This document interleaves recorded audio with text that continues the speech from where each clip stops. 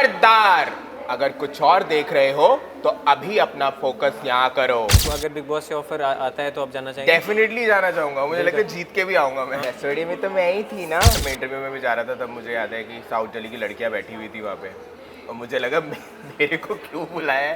वो पता लगता है हमें। क्या हाल चाल है रोबिन भाई? Robin Curran is on India news podcast, और बहुत बहुत स्वागत है आपका पहली बात तो मंच में। और from starting from zero followers और आज लाखों में लोग आपको प्यार कर रहे हैं। सबसे पहले तो ऐसा जो ह्यूमंगस रिस्पांस मिल रहा है उस पर क्या कहना चाहेंगे? बहुत खुश हूँ मैं, बहुत खुश हूँ, क्योंकि मुझे एक्टिंग करना बहुत पसंद है। डिफरेंट रोल्स करना, वो पता लगता है हमें। डिफरेंट रोल्स करना बहुत पसंद है। एंड जब लोग जुड़ जाते हैं उसमें तो बहुत खुशी होती है, क्योंकि आपको कोई देख रहा है, कोई सपोर्ट कर रहा है।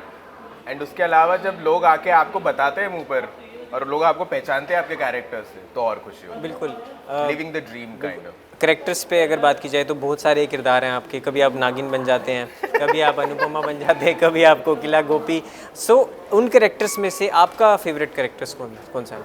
आई थिंक सबकी फेवरेट है वो गोपी बहू। गोपी? तो हाँ। थोड़ा सा गोपी के स्टाइल में आंसर करेंगे। जी बोलिए। तो रसोड़ी में कौन था? रसोड़ी में तो मैं ही थी ना। आप बाद में रसोड़ी वाला सवाल ही क्यों पूछते हैं? मैं तो हर जगह हूँ। अहम जी कैसे हैं? एम जी ठीक है, बट थोड़े बोरिंग है। पर आपने उनका लैपटॉप भी धो दिया था वो। मैंने तो बहुत कुछ धोया है, आपको पता ही तो नहीं है। जी जी बिल्कुल। रॉबिन भाई, मैं ये पूछना चाहूँगा, सोशल मीडिया एक ऐसा आज, चाहे आप कह सकते हैं एक ऐसा सोशल एनिमल बन चुका है कि हर कोई चलाता है। बच्चे से आजकल तो छोटा बच्चा 3 साल का हुआ नहीं आईपैड पकड़ लेता है और स्क्रॉल करने लग जाता है। यूट्यूब शॉर्ट्स हो, रील्स हो, फेसबुक शॉर्ट्स हो। तो आपका सफ़रनामा भी फेसबुक से, आपने कहा था वहाँ वीडियो वायरल हुई थी, तो वो सफ़रनामा कारवा वो कैसे शुरू हुआ एंड क्या नींव थी, कहाँ से शुरू किया आपने? तो बेसिकली सबसे पहले तो मुझे याद है मैं वीडियोस बनाने शुरू किए थे जब मैं अपने दोस्तों को बर्थडेज विश करता था। बहुत ही क्रिएटिव वीडियोस बनाता था मैं, उनकी वीडियोस लेकर मैं कोई उनकी एक्टिंग करके ऐसे स्किट टाइप बनाता था, तो वो बहुत अच्छा लगता था। उसके बाद मैंने सोचा कि क्यों ना मैं अपने कंटेंट के लिए करूं। तो काफ़ी साल तक, तो मैंने 2 साल तक तो इंस्टाग्राम पे कंटेंट बनाया है, किसी ने देखा नहीं, क्योंकि मैं एक नीश ढूंढ रहा था। फिर मेरे दोस्तों के साथ मैं उर्दू में ऐसी बातें कर रहा था, और वो चीज़ें मैंने गुफ्तगू उर्दू की कुछ गुफ्तगू, नापाक गुफ्तगू करी मैंने उर्दू में, और वो काफ़ी वायरल हो गई। मैंने देखा ट्विटर पे वायरल हो गई, और मेरे ऊपर एक आर्टिकल आ गया। मैंने कहा हे भगवान, ये क्या हो गया? तो वहाँ मेरे को लगा कि क्या हाँ, गुफ्तगू थी वो, हम जान सकते हैं? यहाँ बोल सकते हैं वो, तशरीफ थपथपा दीजिए अब्बू। मेरा दम घोट दीजिए अब्बू। बिल्कुल इस तरह का इस तरीके की, जी।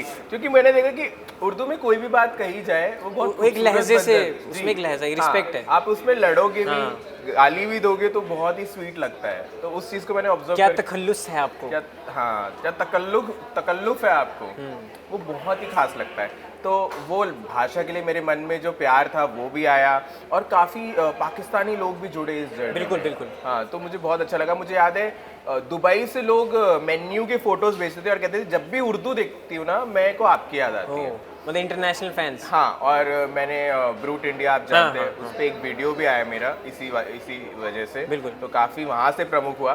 फिर जब एक बार मुझे वो मिल गया कि हाँ अब मुझे थोड़ी फ्रीडम है, अब मेरे थोड़े फैन बेस है, तो मैंने फिर अपनी फैंटेसीज शुरू कर दी, जो कि सीरियल वाली है, और वो भी काफ़ी एक्सेप्ट हो रही है। बिल्कुल हो रही है, और इस तरह का लोग पसंद करते हैं क्योंकि ज़्यादातर वो रिलेटेबल है, और रिलेटेबल कोई भी चीज़ हो तो वो चलती है। ये हमने देख लिया। अब मोए मोए ट्रेंड आया, अब वो क्यों चल रहा है? क्योंकि वो रिलेट कर पा रहे लोग। क्या कुछ किसी के साथ भी कोई कांड हुआ मोए मोए, तो वो रिलेट, बंदा अपने आप ही उसके मुंह पे लत लग गई है। बीच में सिस्टम चल गया था।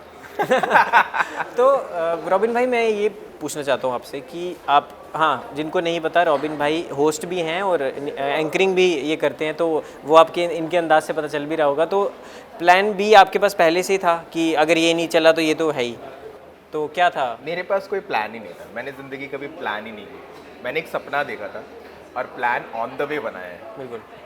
क्योंकि मुझे था कि मैंने ये पढ़ाई की है इंजीनियरिंग की, और मुझे ये तो नहीं करना, क्योंकि clearly I suck at it.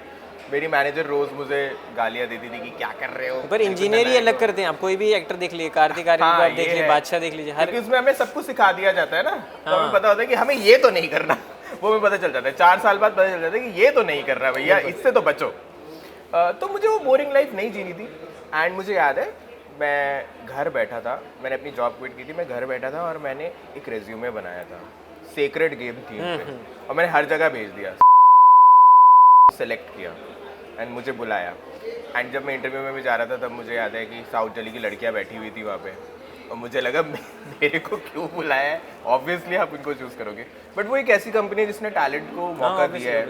तो मैंने कुछ नहीं सोचा था, मैं एज अ इंटर्न गया था, 5,000 रुपये मेरा स्टाइपेंड था, फिर भी मैं I used to put up in Shahdara से मैं रोज़ जाता था साउथ दिल्ली काम करने, 5,000 रुपये मैनेज करने। इंटर्न बना, स्लोली उनने मेरी क्रिएटिविटी दिखी, तो सोशल मीडिया में भी काम करने लग गया, प्रोड्यूसर बना, डायरेक्टर बना। वन फाइन डे एक सीरीज़ आई थी उनकी बॉयज़ हॉस्टल करके, and I was supposed to go as a producer, but उन्होंने बोला कि आपको अगर करनी है तो आप भी कर लेना एंकरिंग। तो एक्सीडेंटली मैंने 1-2 कांड कर दिए उस घर में, कमौलिका वाले, मतलब वो पोछा लगा रहे थे, मैंने जाके कचरा घेर दिया, वो झाड़ू लगा रहे, मैंने डस्टबिन को लात मार दी, आई किक्ड इट बाय मिस्टेक कर दिया, तो लोग ने बहुत रोमोलिका लिखने लग गए। तो वहाँ से मेरी एंकरिंग की जर्नी शुरू हो गई। तो हर चीज़ ऐसे कोइंसिडेंटली होती गई। बिल्कुल। तो जैसे आपने बताया कोई प्लान नहीं है, लेकिन अगर फिल्म कोई ऑफर होती है रॉबिन को, तो क्या बॉलीवुड में आना चाहेंगे रॉबिन? डेफिनेटली आना चाहूँगा, क्योंकि एक्टिंग मेरा पैशन है, और अभी मुझे लगता है कि लोगों ने मुझे सिर्फ कॉमेडिक रोल्स में देखा है, बट मेरा अगले साल का प्लान भी है, कंटेंट प्लान भी है कि मैं उनको एक सीरियस साइड में दिखाऊं। बिल्कुल, क्योंकि मुझे बहुत पसंद है। मैं आपको ही बोलने वाला था कि आप सीरियस भी बहुत अच्छा करेंगे। हाँ, मैंने रिसेंटली किया भी था एक मेल का रोल, यही ऐसी लेदर जैकेट पहन के, वो भी काफ़ी अप्रिशिएट हुआ था। मुझे लगा था लोग गोपी कहेंगे, लेकिन अप्रिशिएट हुआ था। तो मुझे लगता है कि सीरियस एक्टिंग और सीरियस चीज़ में भी करना है, क्योंकि मुझे एक कैरेक्टर को समझकर उसके अंदर घुसकर एक्ट करना बहुत पसंद है। जी बिल्कुल। तो अभी कोई ऑफर आया आपको? फिलहाल तो नहीं, हाँ, लेकिन एक बार बिग बॉस के से ऑडिशन आया था मेरे को OTT से पहले। तो लोग ऐसे मैसेज करते रहते हैं, तो वो काफ़ी अच्छा लगता है कि हाँ कुछ सही डायरेक्शन में हो रहा है, और शायद जल्द इंशाल्लाह हो जाए। बिल्कुल। तो आप अगर बिग बॉस से ऑफर आता है तो आप जाना चाहेंगे? डेफिनेटली जाना चाहूँगा, मुझे लगता है जीत के भी आऊँगा मैं। हाँ, नहीं बिल्कुल जीत के आएंगे, और अब मुझे लगता है आप वहाँ पे अलग ही चमकेंगे टीवी पे भी। जी, तो आखिरी 2 सवाल मैं पूछना चाहूँगा कि पहली बात तो सोशल मीडिया का आपका जो रील्स बनाते हैं या आप विजुअलाइज जो करते हैं, उसका मंत्रा क्या रहता है? मेरा मंत्र है कि अगर मैं उस पर 10-20 बार नहीं हंसता तो मैं उसे नहीं बनाता। तो जैसे अभी हाल ही में मैंने कोकिला मोदी को किया था, और वो बहुत ही मुश्किल कैरेक्टर है, क्योंकि मैं हमेशा लव स्टोरी दिखाता हूँ।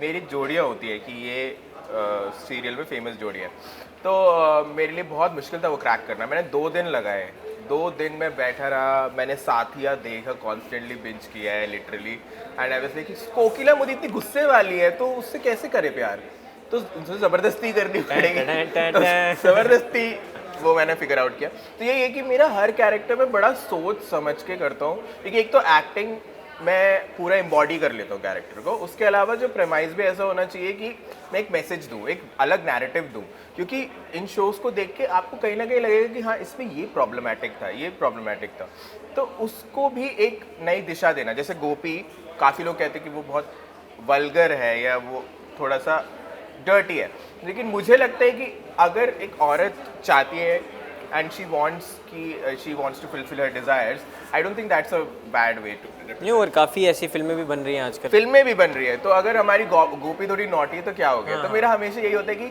जो भी मैं देखूँ उससे एक नया मैसेज और नया नैरेटिव दूँ, क्योंकि सीरियल्स ने हमारी बचपन को शेप किया है। तो बचपन की थिंकिंग से वर्सेस जो अडल्ट रॉबिन की थिंकिंग है, वो कैसे होगी उसको देखने की, वो मैं दिखाने। बिल्कुल। पेरेंट्स का कैसा अब रिएक्शन है, और क्या अभी कुछ है प्लान कुछ की गिफ्ट करूं, या नया साल आ रहा है, कुछ पेरेंट्स के लिए कुछ प्लान किया है? मुझे अगले साल घर लेना है, क्योंकि अभी भी हम जो अपने पुराने वाले घर है वहीं पे रहते हैं, छोटे छोटे रूम। तो मेरा ये प्लान है कि अगले साल तक हम एक घर ले लें। बिल्कुल, ऑल द बेस्ट आपको। बिल्कुल अगले घर के आप कोठी लो, मैं तो ये चाहूँगा। मोदी भवन। तो बिल्कुल लास्ट में बोलना चाहूँगा, एक पहले आपके टाइम पे सोशल मीडिया का कोई कोर्स नहीं होता था, ना डिजिटल इन्फ्लुएंसिंग का कोई कोर्स होता था, अब है। इंस्टाग्राम खुद ये कोर्स आपके लिए देता है। तो उस टाइम से लेके अब तक जो आपने सीखा है, वो ऑडियंस को अपने एक मैसेज दीजिए कि अगर उनको एक सोशल मीडिया इन्फ्लुएंसर बनना है, एक एंटरप्रेन्योर बनना है, तो क्या उनको क्या स्टेप्स फॉलो करने चाहिए? आई थिंक सबसे पहले तो आपका विजन होना चाहिए। अगर सिर्फ आप उठकर वीडियो बनाने लग जाएंगे तो कुछ नहीं होगा। और सबसे पहली बात, आप अपने आप को एक्सपोज कर रहे हैं पब्लिक को, तो ये भी तैयार रहना कि वो गालियाँ भी पड़ेंगी, लोग क्रिटिसिज्म भी करेंगे, तो उसके लिए तैयार रहे। अपनी चीज़ को बदलना नहीं है, कंसिस्टेंसी रखनी है। और डिप्रेशन आएगा बीच में, डिप्रेस भी होंगे, बट उससे भी टैकल करके परसिवरेंस दिखानी, क्योंकि I am here, I have taken like 4 years to reach here. यहाँ पे अब मेरा इंटरव्यू हो रहा है, ये सब बातें हो रही है, बट 4 साल पहले मैंने कभी सोचा भी नहीं था। बिल्कुल। तो अगर आप ये सपना देख रहे हैं तो पहले उस पर बिलीव किया, और कोई भी आपका साथ नहीं देगा तब भी आपको खुद का साथ देना है। बिल्कुल। तो लास्ट में एक तो वैसे तो मन नहीं कर रहा, बातचीत कर चलती रहे, ऐसा लगता है। चाय भी आपकी ठंडी हो गई, आपने पी नहीं बीच में, बट कोई नहीं, और हमारे पास बजट अच्छा है तो वरना गोपी हुआ उससे बनवा लूंगा।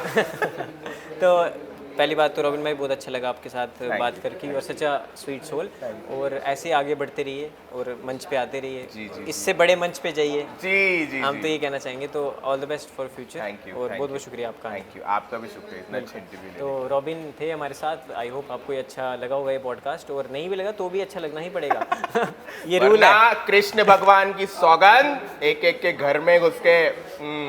तो दोस्तों, रॉबिन हमारे साथ थे। आपको एपिसोड अच्छा लगा हो तो ज़रूर लाइक करें, अपने कमेंट्स सेक्शन में अपना सुझाव ज़रूर दें।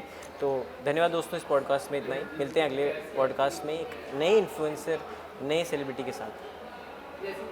भाई अच्छा ना? हाँ, आप बताओ।